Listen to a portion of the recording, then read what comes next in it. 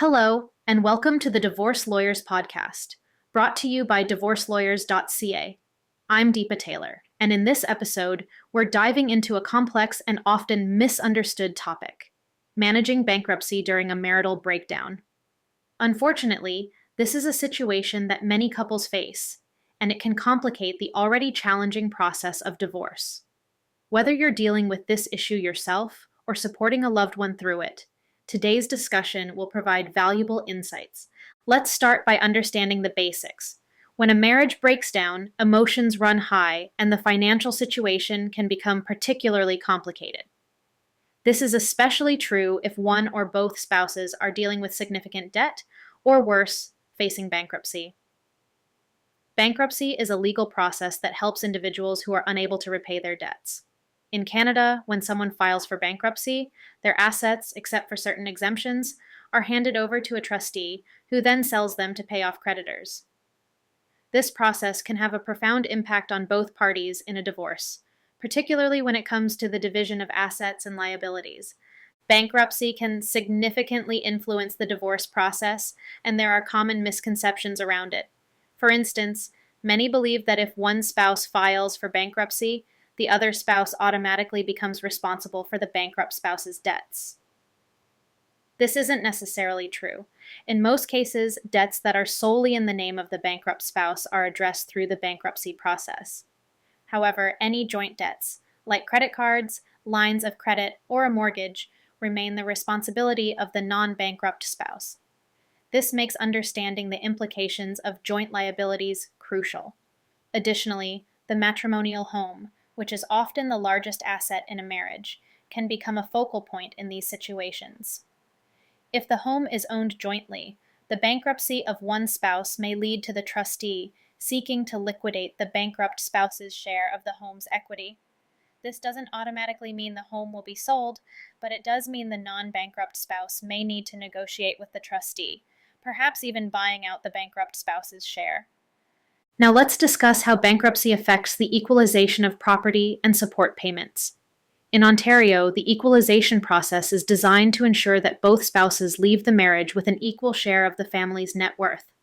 But what happens if one spouse files for bankruptcy? The equalization payment becomes an unsecured debt in bankruptcy. This means that the non-bankrupt spouse may only receive a portion of what they're owed, depending on what's left after the bankrupt spouse's other creditors are paid. It's also crucial to understand that while bankruptcy can discharge many types of debt, it does not eliminate the obligation to pay child or spousal support. In fact, support payments take priority in the bankruptcy process. If there are arrears in child or spousal support, the trustee will account for this and ensure these are paid before other unsecured creditors.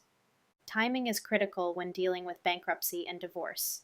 If bankruptcy is filed before the divorce is finalized, it can complicate the division of assets and the equalization process. On the other hand, if bankruptcy occurs after the divorce, it might impact the enforcement of any financial agreements made during the divorce.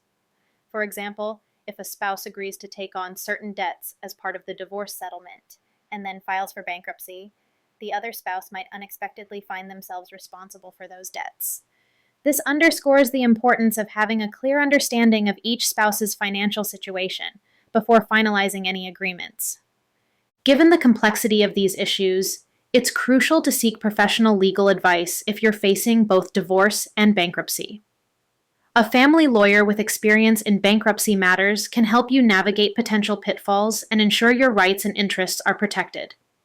Additionally, consulting with a licensed insolvency trustee can provide valuable insights into how the bankruptcy process will unfold and what steps you can take to mitigate its impact on your financial future. Before we wrap up, let's go over some practical advice if you find yourself in this situation. It's important to separate your finances as early as possible if you're anticipating a divorce. This can help protect your credit and reduce your liability for your spouse's debts. Make sure to keep detailed records of all financial transactions, especially those related to joint debts and assets, as these will be important for both the divorce and bankruptcy proceedings. If you're struggling with debt, try to communicate with your creditors early on.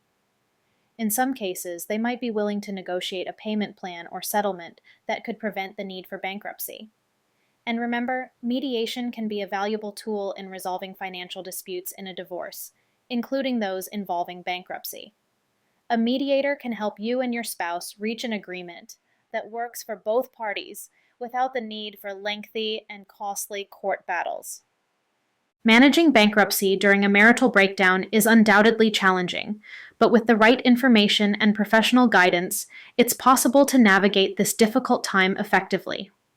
I hope today's discussion has shed some light on the complexities involved and provided you with some useful strategies to consider. Thank you for joining me on this episode of the Divorce Lawyers podcast. If you have any questions or need further advice, don't hesitate to reach out to us at DivorceLawyers.ca. Until next time, take care and stay informed.